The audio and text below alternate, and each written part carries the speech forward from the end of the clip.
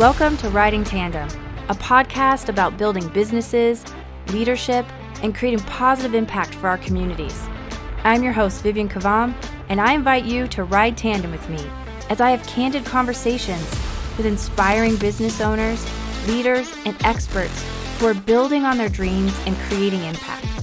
Get ready to be encouraged and learn practical tactics to help us build successful businesses, become incredible leaders, and have positive ripple effect. Let's go. Well, welcome back to this episode of Riding Tandem. Today's topic I know is going to be so helpful for so many people because I keep hearing from so many of you that you want to talk about hiring, HR, workforce, all of these things. And so our team has been looking for some experts and we have found them, and they are here to talk with us today. So I have Bryn Reed and Lynn Owen on the podcast today, and they are representing HRAM, which serves the Omaha and the greater Omaha area through HR services, just helping with companies figuring this whole puzzle out. And it is, I know it can feel scary and confusing when you're not in the HR world. And so HRAM is here to help with those types of questions and issues that come up for all kinds of companies of all sizes. And so I'm going to let Bryn and Lynn introduce themselves and then just talk a little bit about what HRAM is. And then we're going to dive into all of the burning questions that people have and just have a great conversation that I hope will help guide all of you listeners in just making good hiring choices, thinking ahead, getting prepared for when you need to bring on somebody in HR, but what do you need to be thinking about when you're going through that whole process of bringing on a brand new, awesome teammate to your team. So welcome. Glad to have you, Lynn and Bryn. Do you guys want to just introduce yourselves first, just a little bit about you, and then, Lynn, maybe you want to fill us in a little bit on HRAM, and then Bryn, you can fill in anything that we're leaving out. Sound good? Yeah, perfect. Awesome. Yeah. So I'll start. I'm Lynn Owen, and I am the current president of the board of HRAM. And in my second year, so we have 2-year terms. And prior to president, I was vice president. And prior to that, I've been volunteering with HRAM in the capacity of Government Affairs Committee, which we'll talk through what HRAM offers. But we have multiple committees that do different program planning and membership engagement and all that good stuff. HRAM is a membership-based organization. We have just under 800 members, kind of ebbs and flows. We've had as many as 1,000 members. But yeah, so we provide really kind of education, networking opportunities, just that network to build your HR community so you're not trying to figure things out alone. And HRAM's been around for 75 years. So we're very deeply rooted in the Omaha and Omaha Metro community. And it's a volunteer position. The board is a volunteer. And in my day job, I am director of HR at Unity Med. So we do healthcare staffing based in Omaha. And we're a younger company, so we've only been around for a couple years. So I kind of understand those new company growing pains that you have sometimes and recruiting from that standpoint. So excited to talk through some of that today. That's awesome, because as I think about when people are especially first starting a business, I feel like the whole hiring and world of HR is talked about basically like not at all. It's like, well, you need to get our financials together and what's our offering and how's our marketing and like all those things. So I'm excited to hear that perspective coming from a younger company with your expertise. I did want to point out real quick, because I had to look it up. I don't know much about HRAM, so I'm excited to learn too, but it stands for Human Resource Association of the Midlands. And so just to level set for everyone, I had to look it up as well. So yeah. All right. Tell us about yourself. Okay, so my name is Bryn Reed. I am the president-elect for HRAM. I'll be honest, I kind of have followed in Lynn's shadow, which has been awesome, and have helped her along the way. So I started in government affairs when I'm volunteering there, when I moved back to Omaha, and had the opportunity to really dive in and get to know more about HRAM and just love the service that they provide. Because it's not just for, I know we talk a lot about the HR people, but it's do you work with people support? And so we support that through our chapter programs that we do I think it's the second Tuesday of the month. Over lunch, come and eat with us and learn something new. I know even as an HR professional, I walk away going, oh, crap, I got to get that done. So it's just those good nudges and reminders because we can't do it all, even somebody that's in their profession. So that's my shameless plug. If you want to come and hang out with us on Tuesday and get food and learn about either yourself or development or legal pieces, and we have diversity aspects of that for us to learn from. So just everything within the HR profession, we try to touch on and try to give those resources. We also do a lot of partnerships. So partnerships across the board that we work with as well to aim for either the larger companies or those smaller companies. I know we partner and do an HR of one. And so that's for the HR person or the person trying to figure it out. Yeah. So come and hang out with us there. But as Lynn said, it is a volunteer role. And we do have our own kind of day jobs. And my day job is an HR director at Live On, Nebraska. It is a much older organization. We've been established for several years. However, the growth that they have had, it has really expanded over the last 3 years. So we've gone from, they always refer to themselves as like 25 people. And I'm like, you can't do that anymore. So we have, we've reached over 105 employees. We're on our You're past 25 now. We are past it, but they still kind of refer to it. And there are some definite lines within HR. So if you have a team of 15, 25, and 50 people, like those are some pretty decent breaking points of making sure of, do you have your stuff in place and in order? So that's my key for you. I'll kind of stop there, but that's something that as a business owner that would make you go, oh, heavens, I'm getting close to that number. Apparently there's stuff out there I need to pay attention to. And I do want to talk more in depth about that, like what some of those milestones are so that people can be thinking about it. I really love being able to plan ahead a little bit. I know some people are a little more like fly by the seat of your pants, and have certainly talked with business owners who grew faster than they thought they were going to, who have taken on whole departments basically overnight. And then other people who've been, party of one for 15 years and then decided, okay, I'm going to bring on an employee and bring on, so it can be slow growth too. But I always think it's good to kind of have knowledge in your pocket so that when you're ready or it gets sprung on you, you at least have some vocabulary. So that's what I'm hoping for today, that we can give people some vocabulary, plant some seeds, get them thinking about, what questions even to ask. That's where I get hung up a lot as a business owner, is I know something's out there, but I don't have the vocabulary to ask it. And HR is definitely one of those areas that I'm like, I know there's stuff out there I should probably know. I'm just not sure even what to ask about it. So with that in mind, let's just level set on what falls under HR. Like, what are we even talking about? Because people throw around HR this, HR that, HR, and it's like, oh, those are the people who hire people. Like, what are we talking about here? Especially as we think about maybe like a business owner and they feel like they're wearing this hat. What hat are they wearing? I mean, I think HR wears so many hats. Feels like everything kind of just falls across our desk. Certainly there's the big pieces of the hiring, firing, benefits, and all the transactional pieces of HR. And there's just so much more than that. And there's a lot behind the scenes, which is why, we talk about when you get to a certain employee standpoint, you have to remember, that what laws you have to abide by and the proper way to handle things. And they always say HR in the alphabet soup, and understanding what FMLA means and what ADA means and what FLSA means. And I can't even say all that. And just making sure that you're in line with all of those things. And so that, it's a lot that HR handles. I think you have two pieces of that too. You can have an HR side that's very administrative, to where they support you on the administrative side, making sure you get your FMLA paperwork done, making sure that we hire people correctly. Or you can have somebody that's on that strategic side that sits next to you, that's your right-hand person. Like, they are the people's people that keep the people back in mind. And so it depends on how the company is structured. So you can very well put on HR whatever you would like to.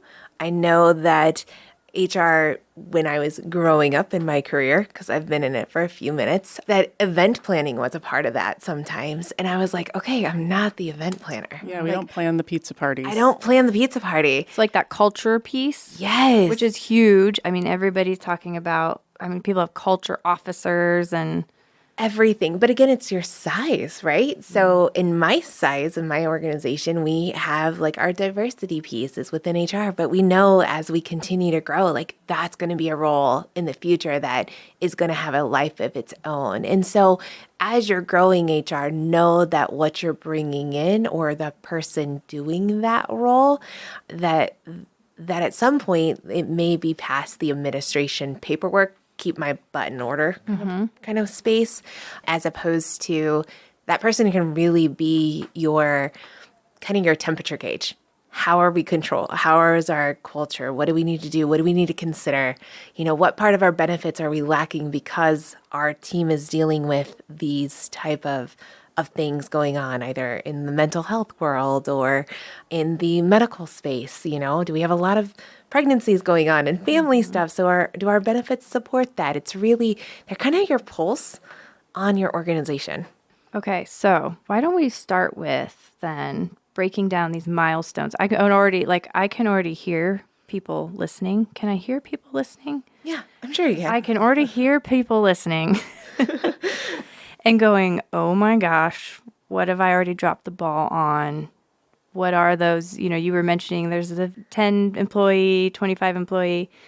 Would you break that down a little bit of like, what are some of those key milestones? What does that look like? All right. So I said something I didn't come prepared for. So hold on 1 second.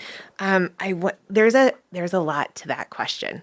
Didn't come prepared in the sense that I want to give you the right stuff. Yeah. However, there are pieces within some of the laws, such as, and so Lynn, jump in if I'm totally going rogue, with your FLSA, so how you classify positions, how you pay them, FMLA, that is a big one as well of you're required to provide time off and leave. And that's the 50 employee mark. However, it's how you treat people while they're out, even though you may not require all the laws. It's how do you support people in that position. There are certain states that you're in. Doesn't matter how many employees you have. You can have 0 to 1 to 100 of posting your jobs and the pay transparency aspect of it. There are, what else am I leaving out, Lynn? I know there's multitude of lists. So if we're going to go statewide, there are states that have sick leave, that if you don't offer sick leave, states mandate that you do. Same with, FMLA, federal leave, understanding that, but different states have paid family leave as well, and understanding that, make sure you're administrating that correctly. So I think a big way is and maybe we can work on, I don't know how your podcast works, like if we can upload hey, here's a quick guide, because I know through HRAM and in partnership with SHRM, they actually have a quick guide of, do you have this many people? And here are the laws that are associated with them. That's perfect. And yeah, that we can absolutely link resources down in the show notes. So I think that would be great is we'll get a hold of that and then we'll link it down in the show notes just to help people get a guide. But what I'm hearing is there's a lot to think about and there's probably people they can reach out to. Oh. And I have a feeling HRAM is a piece of that. So talk to me a little bit about that as people are going, I wonder if I'm hitting that milestone or FM, what? What are the resources people can go to start figuring some of this out or nab somebody to help walk next to them? Yeah. So we keep, talking about HRAM being HR professionals, but certainly we have members who HR is just a part of their function because they're a smaller organization. They're the office manager, they're the business owner that's also doing the HR components. So that's where, becoming a member of HRAM, we have monthly committee meetings, and we had talked about the Government Affairs Committee. Just that is keeping up with the changing legislature and keeping up with the compliance piece. And so coming monthly, asking those questions of, hey, I've got this employee that's doing this. I don't know if how I should handle it. Should I handle it this way or that way? And because there is there's certainly pieces that are black and white. You have to follow. And then there's other pieces that's a little bit gray of, yes, you can do that, but have you taken this approach? So those are the resources, being able to come and attend those meetings and meet with other people who might be, because someone's experiencing that same thing. Yeah, and that's huge. And I'm glad you pointed that out, that you don't have to be an HR professional to join HRAM. Right. You can be a member, yeah. even if you're a business owner, or it's just a hat that you have found yourself wearing within your business, which is huge.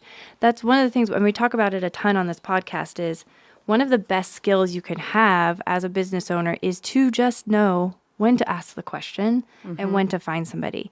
And I think what you're illustrating really well here is like, you can't be an expert on all the things. Can't. You No. guys are experts on all the things, and you go to these and you still Yes. pick up new things Every day. And that's just so important to point out. Like, you do not need to be an HR expert to run a business. Absolutely. It's just knowing where to find your tools and how to use them. So I was quickly cheating and looking at our program guide of like things that we offer as an organization to anyone in these roles or who are just interested of knowing more. And it really goes back to networking. So Lynn was talking about, going to our meetings, and it's that network piece. I think I get the most value out of those 7:30 a.m. calls at the very end, where we are able to talk about, what's impacting you, if it's on the government affairs side, on the diversity side, on any of the program side of what we can bring in because people are struggling with. We also do like a First Fridays. It's about networking, and it's just sitting down, having lunch, and asking some of those questions, asking for those resources, listening to the person next to you ask because they're asking the right question and you didn't even know to ask the question, right? Like that's how So smart. sometimes we get to. I was smiling that someone hadn't been at a meeting for a couple days and said, I don't even know what you guys are talking about. And we all just started like sending her resources of like, no, there's this article. This is how you handle it here. This is what this is going on. And she's like, oh my gosh, clearly missed that one. Like that one was absolutely in my boat.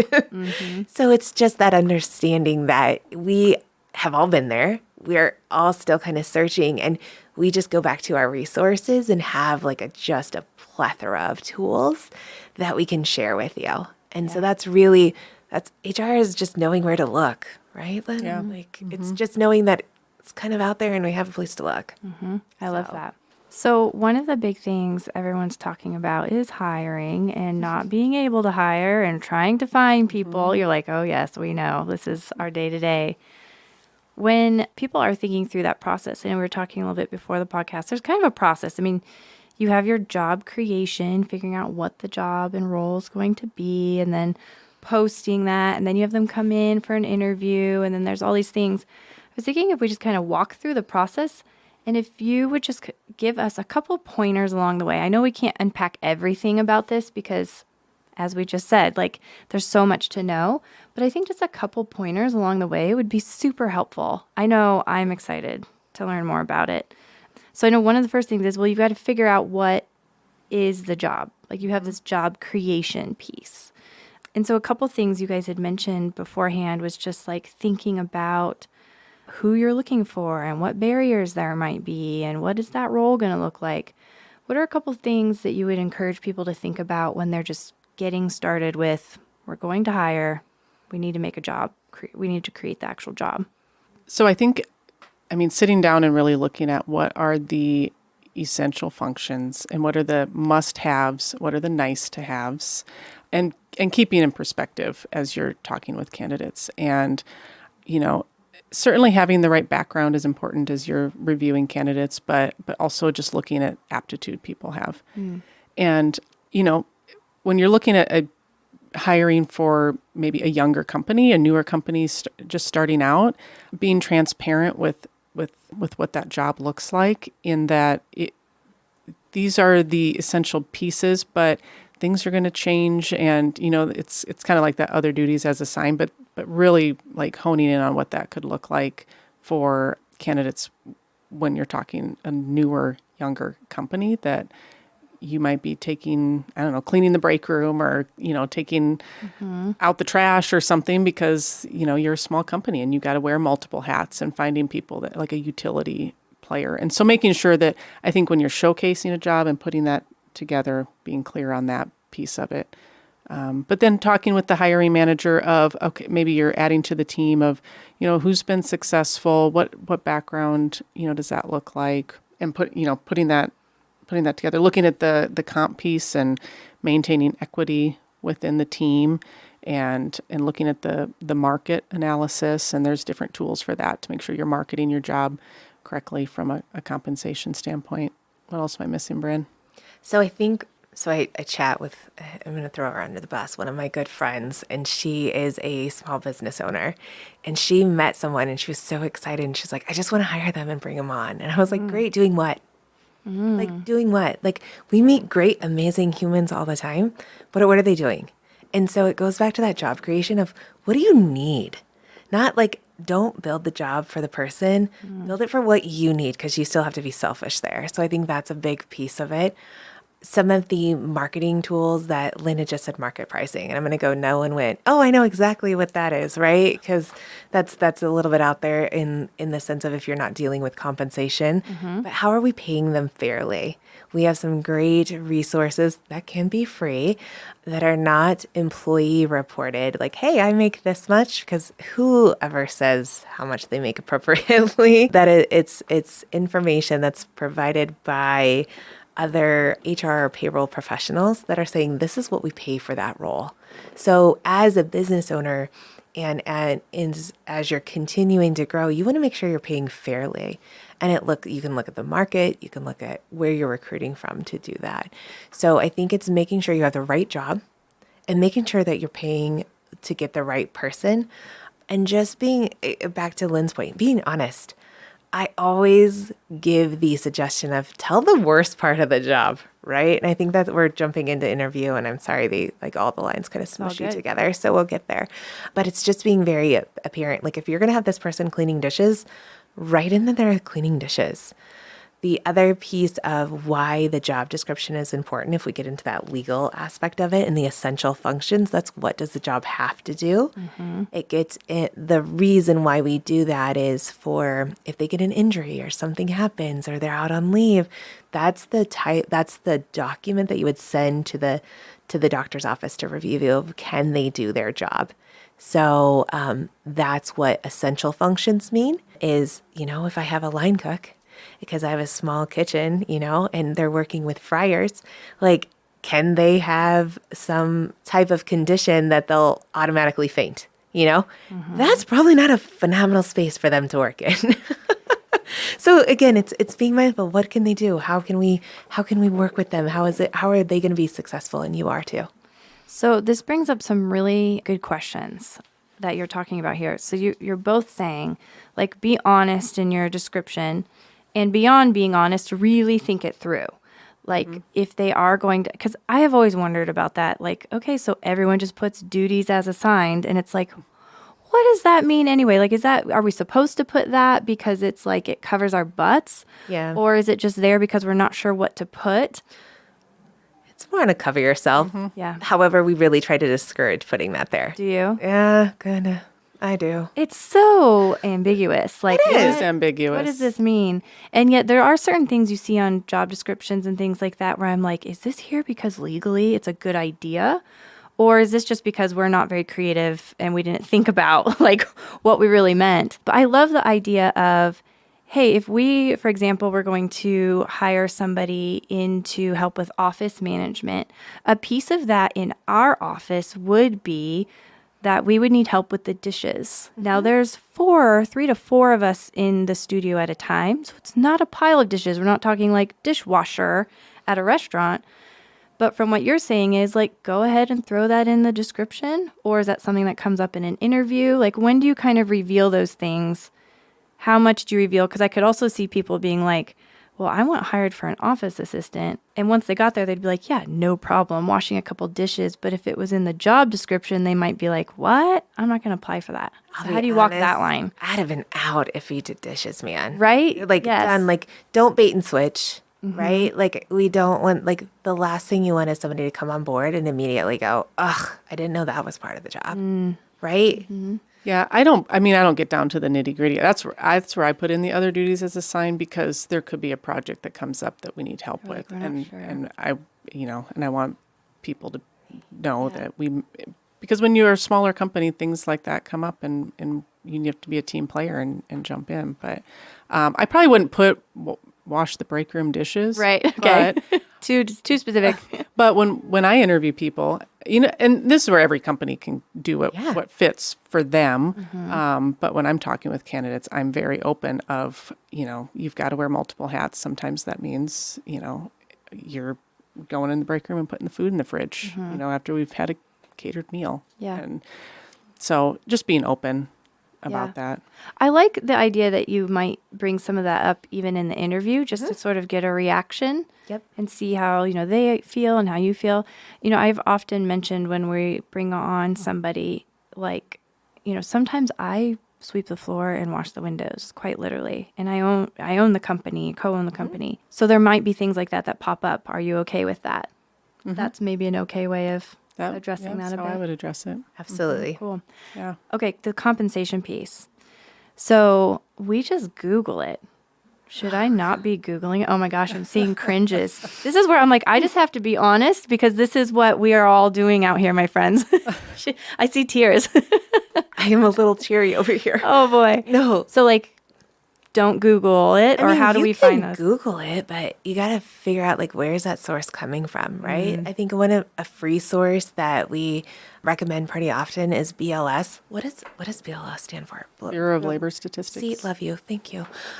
So that's a great place where it is still reported by the organization that it's paying, right? Because, like, I trust people a ton. And so if I say, how much are you making? And they like have to put in how much they're making to have access to something that they want, they're not going to put in how much they're actually making, right? And that's what you're making that's what decisions you're picking on. up off Indeed and Glassdoor. Yeah, Those types of sites.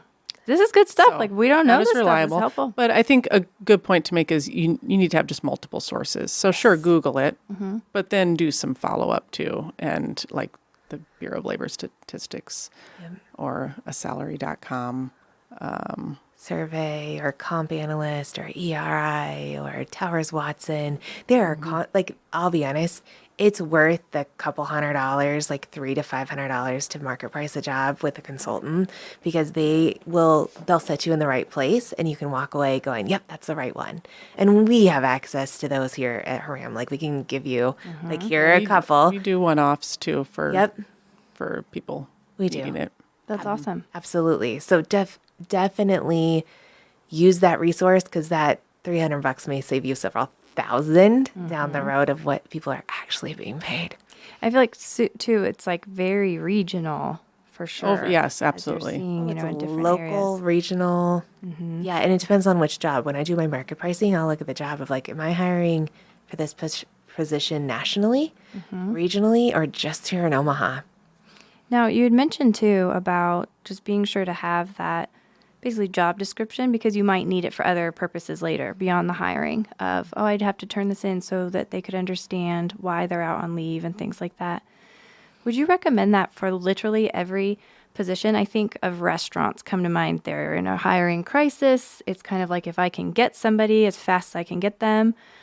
Would you recommend that they actually have a job description for every single, like, waitress, hostess, and like all of Absolutely. those, and make sure it's presented to them? Yes. Yeah. Yes. And signed off on. And signed off on. Yeah, you sign it acknowledging, I know this is what my job is. And not being afraid to use that throughout the whole employment process. So you're sitting down having a one-on-one, and you need to talk about performance, being able to reference that back and keeping that in front of the employee. I love that, because I think a lot of owners think of it for like maybe a leadership role, like obviously I'm going to use this, but may not think of it for some of the more entry level or things where it's just like, I just need somebody so fast. And we all understand what a waitress is going to do, or we all understand what my bartender is going to do. And it's like, well, do we really? Yeah. It can get kind of interesting that way. There's weight limits with that, right? Like, how much are they carrying? Like, what if that person had a bad back? Like, is that going to go on your insurance if they, like, ruin a plate of food and get hurt on your time? Like, did we check? Can they actually carry? Yeah, there's the physical that much? requirements piece, which is That's part of it. part of the essential functions, and you have to have that documented and shared, discussed. I love it. This is good. And you can always update it. Please know we talked Yes. about change. I think that I've gone in and I've changed job descriptions because the function and the role has changed as your company expands. So that's okay. Like you just present the new one and have them re-sign off of what has changed, and you keep moving forward, but keeping those current are incredibly helpful. And that's something you could do at like a quarterly conversation or an annual review or things like that. Yeah. Yeah. I love that. So how about we've got it outlined. We've decided what's going in it. What about the whole posting and kind of interviewing process? What types of tips do you have for that? I know a number of people that we work with, they're like posting it right on Facebook. Yeah. And, you know, they're looking for applicants that way. What are you ladies seeing, and what kind of tips might you give for getting that posted in a both a compliant way, right? But also in a way that is effective in getting in front of people right now? Yeah, I think you have to be creative and get it in front of as many people as you can. And so that's a variety of job boards, that's social media, that's getting your employees to share it on social media. It's doing your own sourcing as well and finding candidates. If you know that there's really good candidates at certain, businesses or backgrounds or competitors, of reaching out and sourcing as well. You can't just post and wait. I mean, you've got to probably do some sourcing. But as far as boards, there's Indeed and Glassdoor and LinkedIn. Facebook has their job boards. Bryn, what else? I mean, you've gotten creative with some. Better Teams is one of the Teams. ones that I've gotten a lot of inquiries from. I have to go back and look at my stats of how many people I've hired from there, but I've gotten a lot of applications. And so that's a really good space to look in. LinkedIn, sourcing off of LinkedIn. So I'm not going to use the fast food chain that I go to, but there is one that does a phenomenal job of training their employees. And I may or may not go and eat there more often just to see if I come across somebody with amazing customer service skills and, slip them a business card. So it's all about if you come across someone that they just kind of blow your socks off and have that customer service, give them your card. That's how you find some of the best candidates. I love that idea there. And I have hired that way in the past and have told others to do the same. Like I've noticed when we had a production company, for example, musicians make amazing video editors. Oh, yeah. Awesome. Even if they've never edited video before, they just kind of have the rhythm, they have storytelling, the technical side. And so when we'd meet a really great musician, a lot of times they were looking for another gig. And we're like, Gig great, work is we'll huge. train you to be a video editor, and so that would come in. But another one is we do have certain brands like you're alluding to where we're like, gosh, if we needed someone, I would totally go poach someone who has worked in one of these types of companies or in this company because they've been trained so well through their programs. I love too that you were mentioning about sourcing. I just really want to highlight that because I think there is, especially as a small business who you're busy. Not that everyone isn't busy, but I think, again, this is one of the ones where you're like, I need people. And then you're like, where are they? This is not a field of dreams. You cannot build it and they will come. They're not necessarily coming. Mm-hmm. And so I love how you were talking about sourcing. And to me, that means I go through my LinkedIn, I go through my Facebook friends, and I'm like, who might be looking for a job? Or who would know somebody might be looking for a job? Or who would I like to have that I don't think would leave their job? And so I'm going to slip this to them and say, hey, I just thought you might know somebody like you. Mm-hmm. And then if they are looking for a job. That's a great way to do it. Right? I do that all the time. But then also they know the characteristics I'm looking for. I know me, and I know other people who are kind of like me, and so I can help with that. But I think that's huge. A client who was looking to hire, that was where a lot of their applicants came from, is we literally got on the phone or sent an email and said, I think you might be great, or you might know somebody great. And they ended up hiring from that pool, even though they had it posted on job boards and things like that too. I'll connect with people that I like their background. I'll send a message. I'll say, I like your background. I think you could be a good fit within our organization. Maybe now is not the right time, but let's connect and stay in touch. And so you're always wanting to source and build your network, even if it's not a now, and sourcing for later. So what about hiring? I guess what I call it's probably now I'm like surrounded by HR people. I'm going, oh no, a headhunter. Oh, like, that's fine. is that an okay term to use? Yeah. Okay, I'm just waiting for like the slaps on the wrist. We're never going to slap you on the hands. Okay, We've okay. all been there. We've all done stuff. Like, you're good. I think it depends on the role that you're looking for. And absolutely, use your resources. There are some really great places that will help you find that person if you really just don't have the ability to do it. You're going to pay for it, but that's okay. Sometimes, we pay to get our lawn mowed, like sometimes we need things done for us and done well. So I think it's what you put out there. And again, if you don't even know where to go, HRAM is a great resource of like, where are these places and where are good, helpful headhunters and people that can help us or even temporary help. And so we partner with a lot of amazing companies that we have great connections to.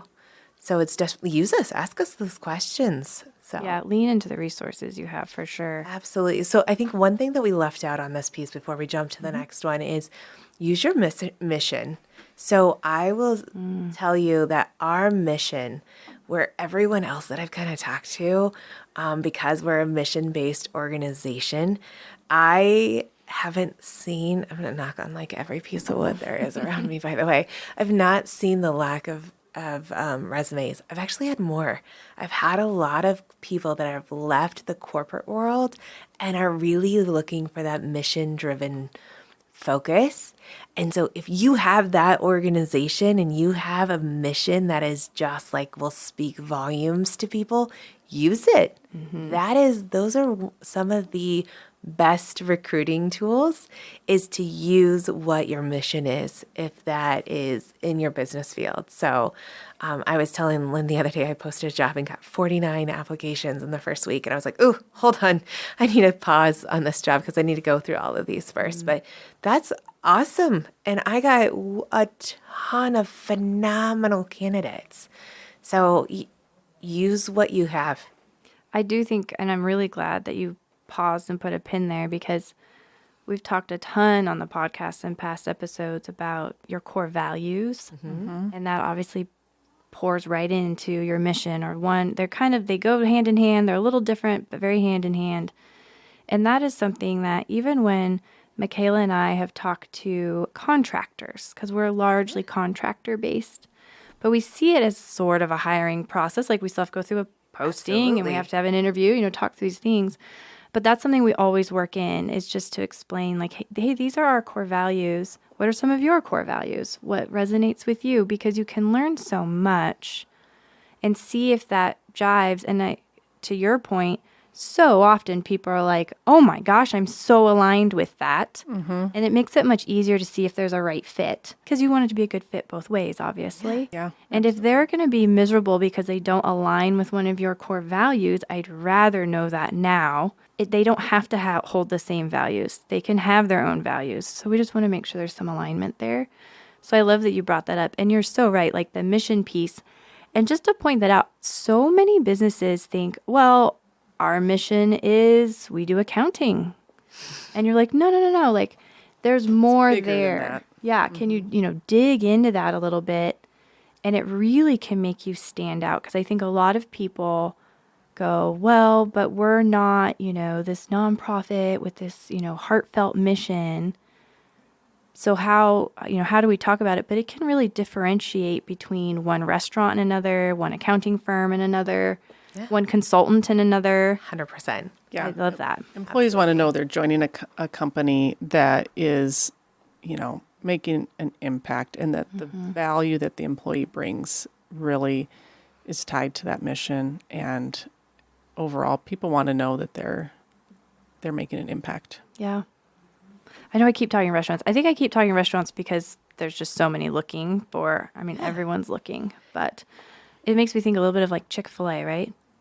like you feel like there's a mission. You can either align with it or you don't, and there's just that feeling. So it gets kind of interesting that way. I don't recruit from there at all. Oh, never? They do a phenomenal job. Yeah. They actually, we had one of the managers on a panel not too long ago, again, plug, of come and visit us, but was talking about like the next generation and who we can expect to come into our workforce and how are we going to meet their expectations. And part of that is those flexible schedules. It's working with them. It's being understanding of what they're going through. And it's just it's just always awesome to learn what others are going through because that's where we kind of help draw our own lines and drive our own businesses and where we're helping. It makes me think a little bit of a earlier episode with Cup and Cone.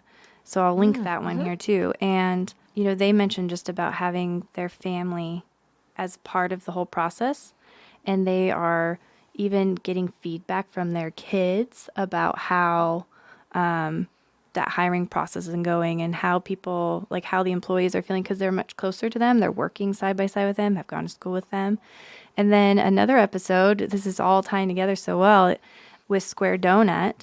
And her son actually is, basically partnered into the business, and he runs the back of house. And he's just so close generationally. He's pulling out things and thinking about things that she didn't, right? Yeah. Within that hiring process and what like benefits and things that they want. So keeping that pulse has been huge for them. Yeah, and my daughter is going to college, and we walked on a campus. She was like, "Yeah, this isn't the vibe for me." And I looked at her and I was like, "Vibe? What is vibe?" Okay, so I'm aging myself.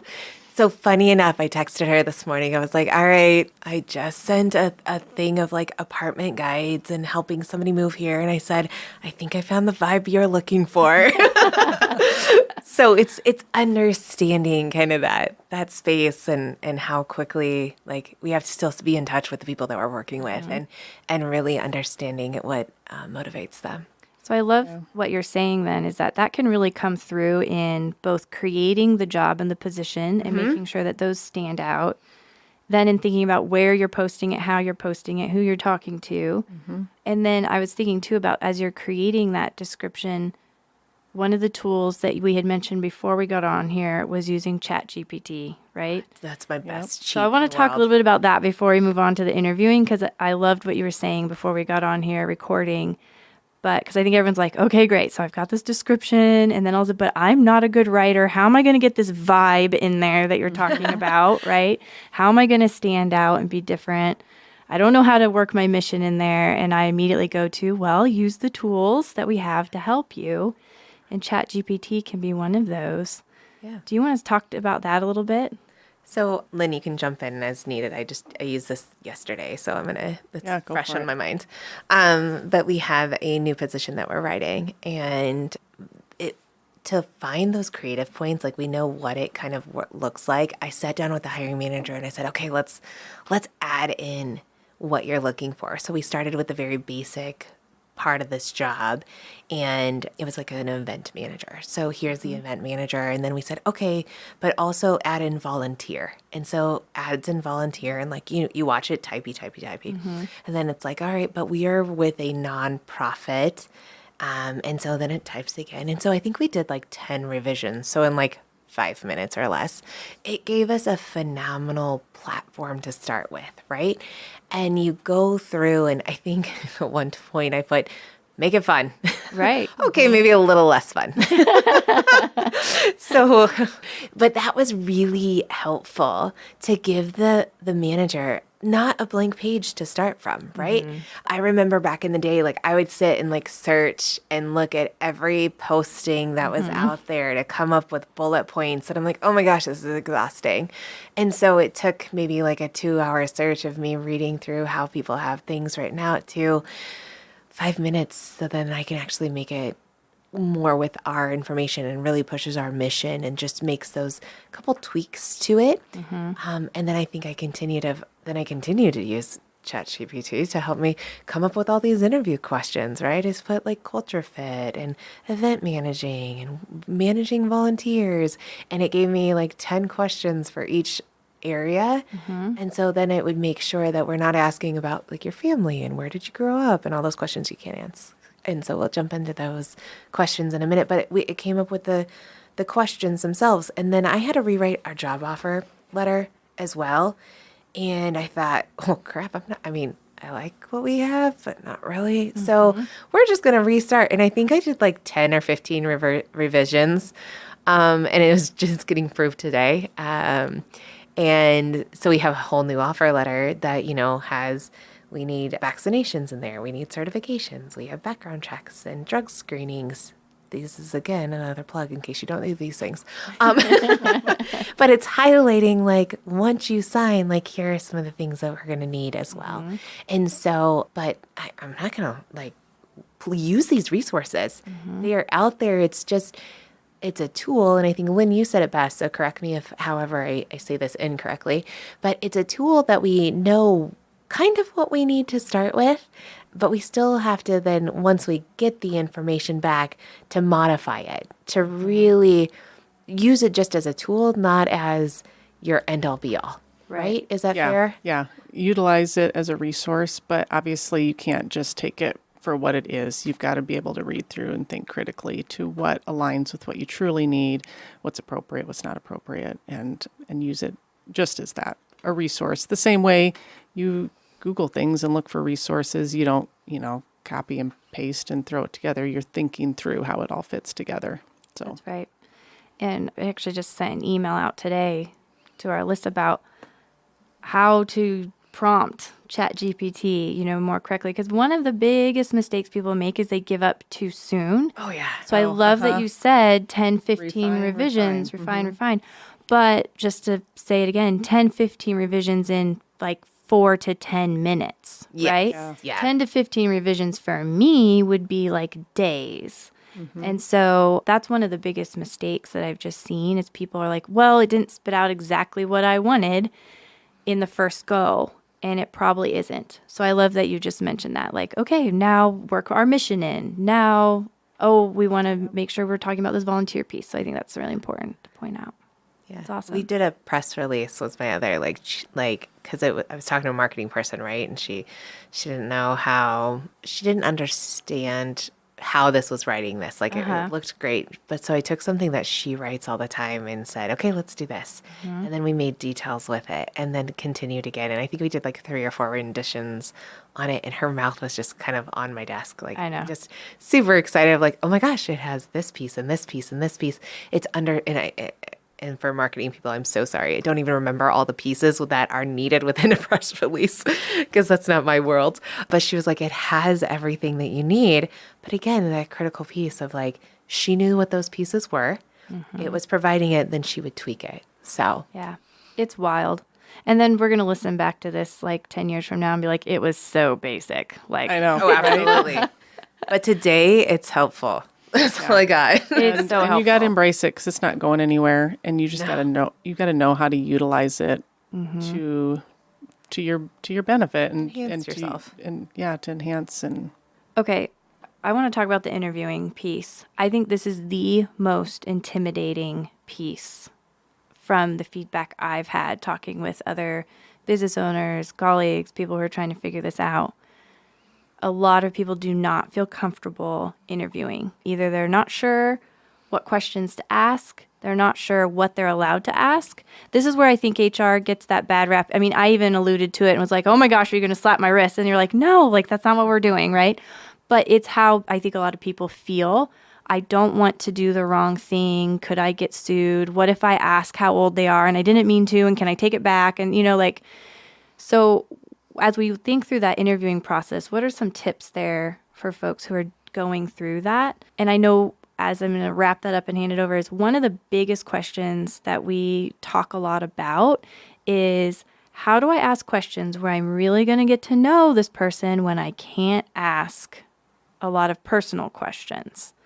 And I'm not trying to ask it in a way, right, to dig in, but I just went like, can I ask if they have a family? I'm not going to say I won't hire them, but I just want to like understand. And it's kind of like, no. So talk us through that a little bit. Like, this is a very gray area for people who are stepping into it, especially for the first time. Well, first and foremost, don't wing it and have a plan. All right, I like this. I like it already. Don't Great walk job, in with Lynn. the resume, sit down and start to go through it. We have interview guides that we use. So one, you're asking the candidates all the same questions, or at least the same group of questions. And those are thoughtful questions. So the questions that we have outlined are thoughtful in the sense that it helps just, a lot of it's kind of behavioral type situational questions. And that's how you get to know someone's, work style and background from that standpoint, and what they're truly looking for in a role, and, examples of X, Y, and Z that you need to see to be successful. So having an interview guide and the same questions and sticking to that, certainly you can't control if a candidate divulges something that you didn't ask. Sure. But then you move on and you go, to the next question. But, being thoughtful in that. And then, we always talked about tweaking things. You've got an interview guide and you've got your questions. Well, maybe you want to ask those same questions as you're interviewing for that position. But the next time you open the role, maybe you've learned that, okay, maybe I can change these a little bit, and I'm being okay with changing that process as well. So you're suggesting that if I was to have a role available and I interviewed 5 people, I need to make sure that I'm sticking to the same questions for all 5 people. Mm-hmm. If I realize after the 3rd person, gosh, I really should have been asking this because clearly I don't know, you're saying I probably shouldn't ask that because I didn't ask the other people, so they didn't have the same chance. Is that the idea there? Mm-hmm. Yep.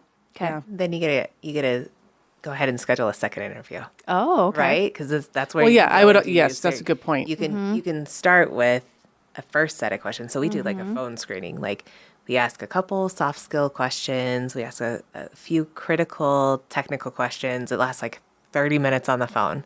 That's a great way to go. Okay, they either like they kind of wowed me, I want to go forward, or nope, that's not it. And then you get to the manager interview or what that next level, and then you ask more detailed, like more soft skill questions, more technical questions, and then you're kind of getting to the root piece of it. And we have a 3rd level that we have a leadership, and that's just helpful for, we traditionally have people that are not in the same department because they don't need to know that they can functionally do the job. They just need to see if like, do they fit what we're looking for, and will they fit with our like working with these people. And so there's a different set of questions with some additional technical. So don't limit yourself to one interview. I can be freaking phenomenal one day for a few minutes, right? Like catch them a couple times. Yes. Yeah, we do a couple on-site interviews. I like that idea. Let's say that I am going through that process of 5. I get to the 3. I stick with my questions. I think of questions I should have asked. I can always schedule a second interview if I hadn't told them that was coming. That's okay to do? Or do they need to know, like, there's going to be 5 interviews or 3 interviews? I think it's good to be transparent up front if you know there's going to be multiple interviews, but it's also okay to keep in touch and say, we're still considering you. We want you to come back in. I think just always keep in the back of your mind the candidate experience and how would you want that experience to look. And so, if you know you're passing on someone to let them know, I know there's a lot of feedback or talk that, the candidates are ghosted too. And so, we always want to make sure that we're communicating back out, and sometimes it's phone calls. If they've invested a lot of time coming in to interview, you probably should pick up the phone and let them know that they're not, being selected. But however that looks, keeping that candidate experience in mind is really important. I like that because I immediately go to, you don't know when they're going to show up in your candidate pool again. Exactly. Or you may want to, or maybe you realize you have an extra role and you're like, man, I really want to get a hold of them. So you don't want to burn those bridges, right? Yeah. Keeping that open. I had a team I worked with, and one of their founders, like he would say something, I'm butchering it slightly, but the general gist of it was he wanted employees to have such an experience that he would want to work for them later. If that ever came up. And awesome. I've always thought of that, like, yes. And I think that can start in the hiring experience, right? Yeah. For sure. Even if you don't hire them the first time, it doesn't mean there's not going to be a second, or that you might be interviewing under them someday. Correct. Yeah, absolutely.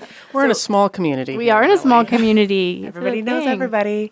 So I had said something about like you can interview phenomenally. I want to take a second there and like eat those words just a minute because I will be honest, depending on the role you're trying to fill, sometimes the best hire is the one that is the worst interview. Oh, interesting. So keep that kind of in the back of your mind. Really phenomenal interviewers, they may be phenomenal at it because they interview all the time, right?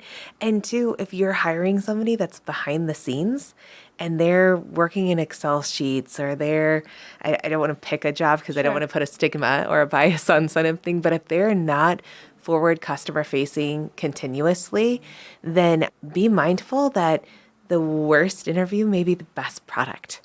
And because they're so uncomfortable with that exchange. Right. So just be mindful and kind of keep that in your mind. I've hired some phenomenal people that had terrible interviews and we laugh at it to this day that their interview was absolutely awful, but they were the right candidate because I knew technically they could do the job. That is a great point. So that makes me think a little bit about, so what about having people do a task or perform go through an exercise of some kind? Is that acceptable? Are there ways and parameters around that or things to think about with that? You can absolutely do those. Yeah, I think just being consistent with how you're doing it and what you're asking them to do is what's most important. And that it's not all, your decision isn't completely based on just this task. You have to look at the whole interview process the whole application process really, from resume to interview to any type of skills assessment to, all of that take into consideration. But you can absolutely do those types of things. I love that. It's one, though, that I often think about and I go, so what would that be? And so I like how you were talking about maybe they don't interview the best, but if they have this task or skill assessment, as you said, and you're like, okay, there it is. I can see it there. I think that is super helpful.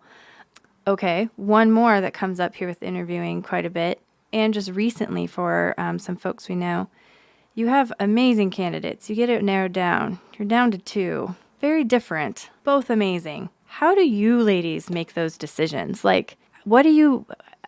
I know there's no necessarily right or wrong answer. It's more of a subjective thing. You're down to the last 2. How do you make that decision when you're just not sure? Great skill sets, very different people. I mean, it's in my world, inevitably it's up to the hiring manager. Mm-hmm. It's not HR's decision. Right. And what I've experienced in the past is you bring all of the people that's interviewed the candidate together and you sit down and you just talk through everyone's kind of experience and thought. And it's a discussion, but in the end, it's the hiring manager's decision. Sometimes those are really hard decisions to make. Mm-hmm. Yep. You just have to go with it. I will be honest, we had that just recently where we had 2 phenomenal candidates. Either one is going to do great. They went with the person that had a little bit more experience. But I'll be honest, we didn't negotiate much to where they came back and counter offered and we said, nope, we're going to go with the other candidate. And they ended up coming back and accepting our offer, which was amazing. However, it gives you just a little bit more confidence of I have 2 phenomenal people, awesome. Keep in good relationship with both, Absolutely. Right? Because I can see this department growing to where I'm going to go call that person in the next 6 months to 12 months and say, hey, you want to come and work with us again? Right. So, make the decision that works best for you, but keep the other lines of communication open. Yep. I like something you just alluded to, which was, multiple people got into the room. We'd been talking about having, like you mentioned, your leadership team will have an interview. How important do you think it is if possible, to pull other people in on this process and not just do it alone. Like, well, I'm the owner, so I'm just going to interview them all myself and then make a decision by myself. I think it's really important to have multiple people involved so there's not a bias. So you're not hiring someone that's just like you. So you're hearing perspectives that other people maybe pulled out of an interview that you missed because you were really excited about how they answered the one question that you didn't even think through the way the next question went. And so that's why multiple people interviewing is really important, to just keep everybody in perspective. And so you don't have that bias. I like that. Yeah. Lynn nailed it. It's always having the additional points of view. We never think the same, and we're better because we don't think the same. So if you're making decisions all day long on your own, man, you need someone to come and not be like you and kind of push you and make you grow and expand. Like, that's how we get better, and that's how we become more inclusive. Yeah. That's something that Michaela and I noticed, and I actually caught myself recently as we were talking with possible vendor, who might become a contractor, we don't know, right? We're figuring that piece out. And we were really headed down the road here, and all of a sudden I was like, hold up. You need to also talk to Michaela, and you need to talk to Jenny, and we need to have a full conversation because we shouldn't be relying on one perspective. In the midst of that, though, it was interesting to try and figure out how to all be, to your point, sort of on the same page. So we're sort of asking consistent questions, but still figuring, because we talked not as a group. So, one would have an interview, and then another would have an interview, another have an interview. So it was interesting to try and coordinate that and also make sure that everyone felt comfortable. When you do have a team involved, like you were mentioning your leadership team, are you helping provide here's sort of our interview guide that we're going to use? Yeah. 100%. You're not letting everyone wing it. I'm picking up here, right? No one ever gets to wing it. Yeah. We have interview questions are set before the job is posted because I don't trust anybody. We have to know what we're asking before we move forward. Yeah. So, We have them in the calendar invite. Okay. So that they're right there. That's a great tip. Yep. Calendar invite. It's Little easy. hacks. Easy to find. Yeah. Just don't put the. I was like, just don't put the them on candidate. it. Yeah, don't put the candidate. Whoops. Just a little- done that before. Yeah. Okay, so let's say we've found our candidate. We got it narrowed down. What's the offer process look like? And any top tips for that? So I think our offer process, Lynn and I were comparing notes. Our suggestion is definitely make sure that you have one person making the offer. I don't know if you've ever experienced this fun one, but you bring somebody on and one person gives one direction because they had one conversation and then you had a different conversation. And so then no one's on the same page and you all look like a mess. And the last place you want to do, again, goes back to that experience, is not have your ducks in order. So kind of assign those roles. Who's going to be doing the offer? Who's going to send the letter? Lynn did a great job of, she does a verbal offer and then sending out the offer. Okay. And it's a written offer. So having that as an option. I know some people used to give a verbal offer and not send it written. Don't do that. That's illegal. No, thank you. Okay. Send them a written offer. Yeah. It only needs to be a page or two long. It doesn't have to, it's not. And this is all levels of anyone you hire at any level, right? Every level. Make sure we're all hearing this. Cleaning the floors to making the big decisions. Everything.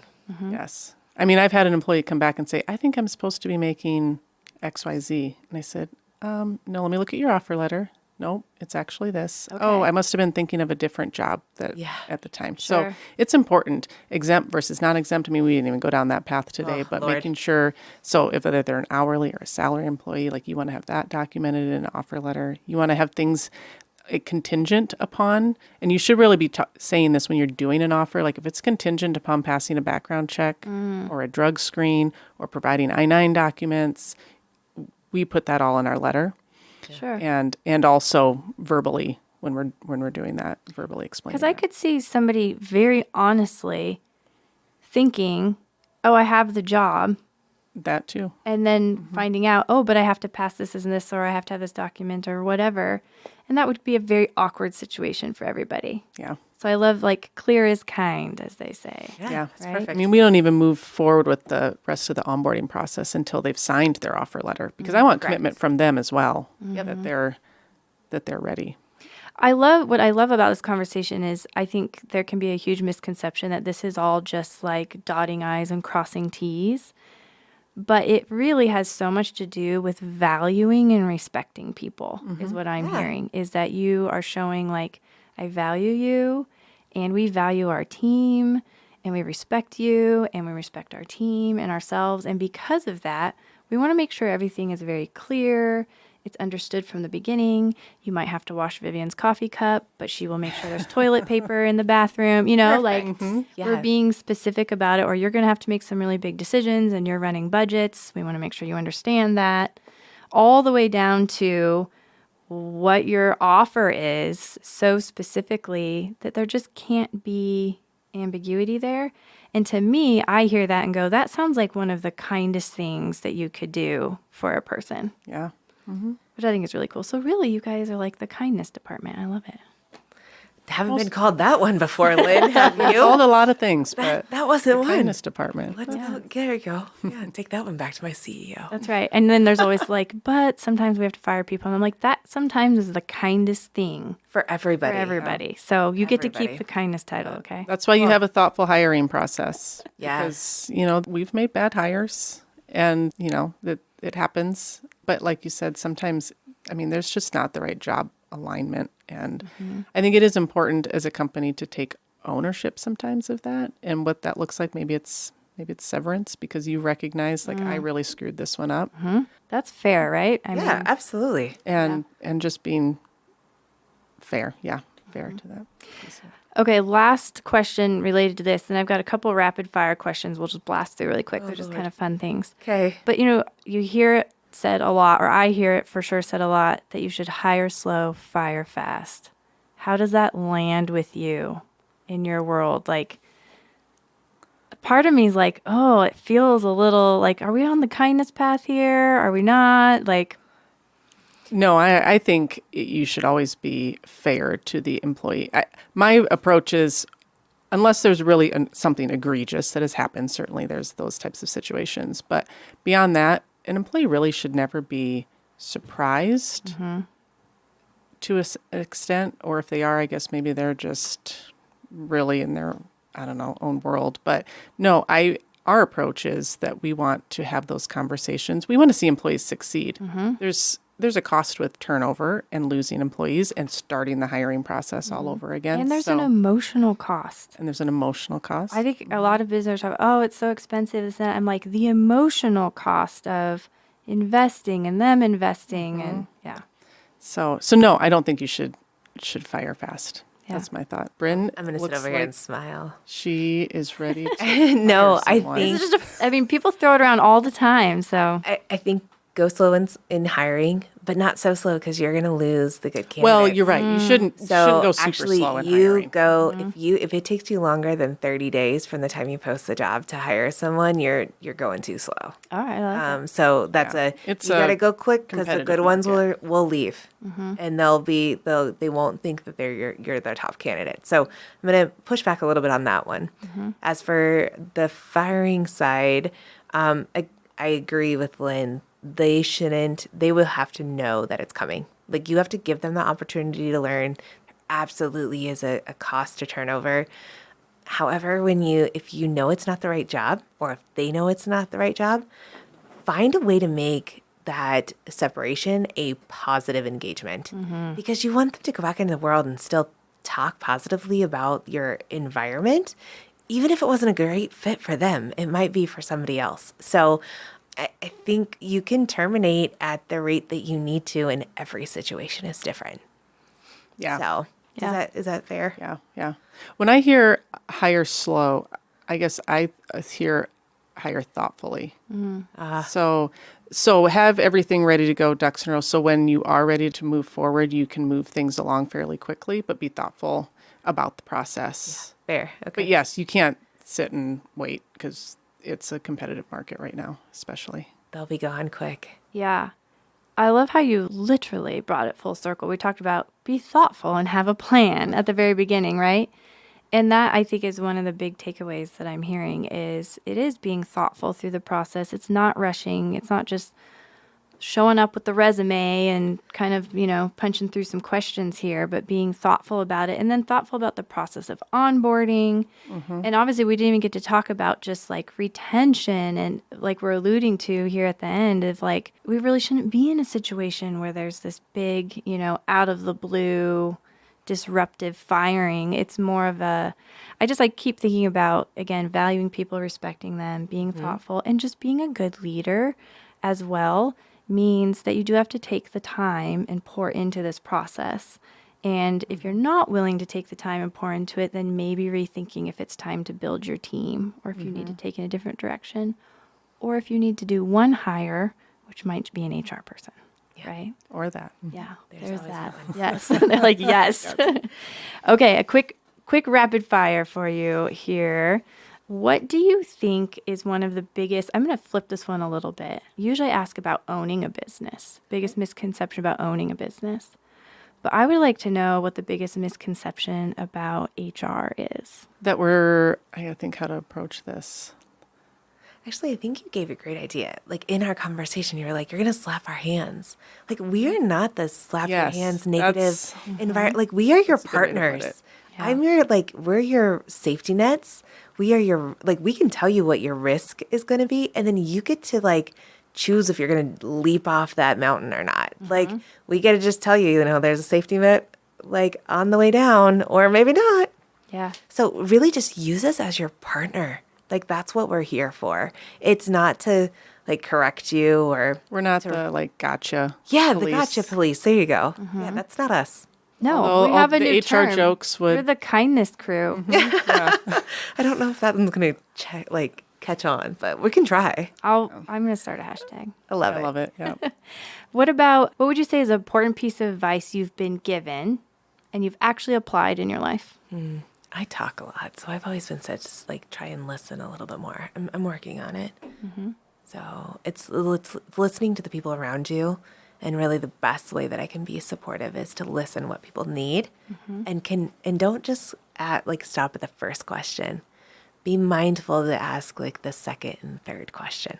Ooh, I like that. Because it's not like the way that you perceive somebody's doing something is not at all typically what's actually going on. So continue to ask 2 or 3 questions longer than you would have. I like that. It's very investigative too. I like that. Advice I've been given. Oh Yeah. my gosh. I don't know. I wish I had time to think about this one. Sorry, I see this Bryn? now. I do surprise everybody with these. That's awesome. I don't know. It's all right. We'll come back to that Yeah, one. come back to that one. What would you tell your 18-year-old self, knowing what you know about life now? Don't care what others think.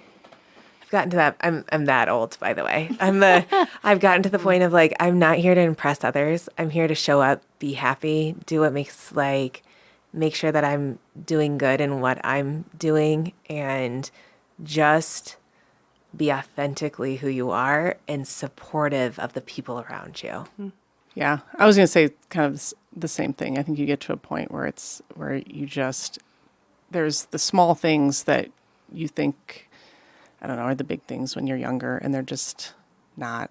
But I think as you are working through your career, I mean, I can go back and look at things that I've done, and all of those kind of, in some form or fashion, seem to spill into one another as you grow in your career. And so I think part of it is just, being aware and not forgetting kind of where you came from and what you've learned along the way, and not be scared to just go for things. And, you don't always have to be safe. I'm probably one of those that I'm not a big risk taker at all. And I have to tell myself sometimes, like, it's okay, like, make that leap or take that risk. And Yeah. I think, yeah. I love that. And you're right. Like, I don't think I've had anybody say they would go back and undo. Really? But they're also like, but I would build on what I know now. Yeah. What is your favorite kickback and relax beverage? A glass of red wine. Nice. That one I knew right off. That one was done. She got one. that one. I do Moscato, but I will be honest, it's just because I like sweet. Mine's a bowl of ice cream. Like that just makes me happy. I wanted to start a business that delivered ice cream and cat food because, as a ladies. college age gal, I would show up at the grocery store at about 11 o'clock at night needing ice cream and cat food every time. So Hilarious. I'm with you with the ice Got cream. it. I got cats. It never You took can off. deliver both. Like, Yeah. I'll call you next time. It's a strange mix, but it seemed to be one that was needed. For either of you, is there a song or a book or a podcast or anything like that that's just kind of inspiring you right now, or you like to crank up in the car? Or Oh, I have all these answers in my head. So I was watching Lynn to see if she was going to go. I have Speak by Tunde. Is a really like just a fun, inspirational kind of connecting book that I've listened to probably 3 or 4 times. The other book that I've listened to 4 times already this year is Think Again by Adam Grant. If you're not thinking again or having somebody challenge you, like you're missing it. So definitely do that. And then there was a country song that I just started jamming out to recently. Oh, gosh darn it. I'm going to have to look at what it was. But it was something about like I passed out in my truck. And do you know this one? Like I don't. Slept in the back of. Okay, give me my phone and I'll look. Hold on. So while you're looking that up, you said say country song, which made me think of there is a country song, and I don't listen to a ton of country, but I think it's if you have a chance, take it. Okay. That's a fun one. And just the lyrics of that are really inspiring, and it makes you just think about what am I doing in life and what opportunities do I have, and not be afraid to, if there's a chance, take it. I love it. Which butts up so well to what you would tell your 18-year-old self. Yeah, right? Yeah, I love it. That's You're cool. So thoughtful. Did you find your song? I did. It's called Truck Bed by Hardy. Truck Tide. Yeah, it's a fun, like, it reminds me in high school, again, dating myself, of just like jamming out like rock band style. Like it warms my heart. Okay. Nice. What excites you just about the future? Anything at all in the future? I know for me, it's the evolution of this Chat GPT stuff and where this is going. Exactly. Absolutely. It's where are our careers going next, and what else is like, what are those tools look like to make us just become better, and how to use the kind of the IT world and the AI world to just propel us. Oh heavens, I started playing my Oh, song. we got the song. She's mighty. Goodness. I love it. Yeah, I will say, so I started my role at Unity Med a little over a year ago and learned a lot in that last year, and now have a team under me, and we're a really solid team. And I just told him that this week, and which goes to like get the right people on your team. And so I'm really excited at where we're going in the next year and beyond as a company, but also just as a team, and being able to know that I have some good support and we're going to have some good wins. And so I'm excited about that. That's cool. Yeah. And a testament to your leadership and the ability to bring that together, which I think is Thank cool. you. Very cool. Okay, last one here. What do you think businesses, companies, organizations can do to make the world a better place? Remember we were talking kind of about that mission and that, bringing that full circle. Like, what does that look like for you? I mean, I think businesses have a great opportunity to, you could take it in a variety of ways, but being able to provide the resources for employees to be able to give back, to educate around, just kind of DEI initiatives. And if you can be a good company doing good things and social responsibility and all of that, you're making that positive impact on your employees, and they're taking that into their personal lives. And so I think businesses have a great opportunity to be able to develop and build good humans. Yeah, it's cool. I was kind of saying the same thing. I was just going to say, we get the opportunity to invest in people, right? Like, can't change the world, can't even change like our block maybe, but we can invest in the people for them to go out and really be an amazing human in the world. And so if they enjoy their job, right? You know this, like you walk away from your job or you walk away from what you're doing, you go home and you're like a nicer human. And that could be to the person at the store or whatever. We impact others. And so however we can do that so that they impact additional people, like that's really all I look for. And so I have a saying at our office of like, show up, be nice, enjoy your job, and then go home and enjoy your family. And so if you're doing those things and you're growing, that it's just going to like reap positive, right, of everything that they're coming into.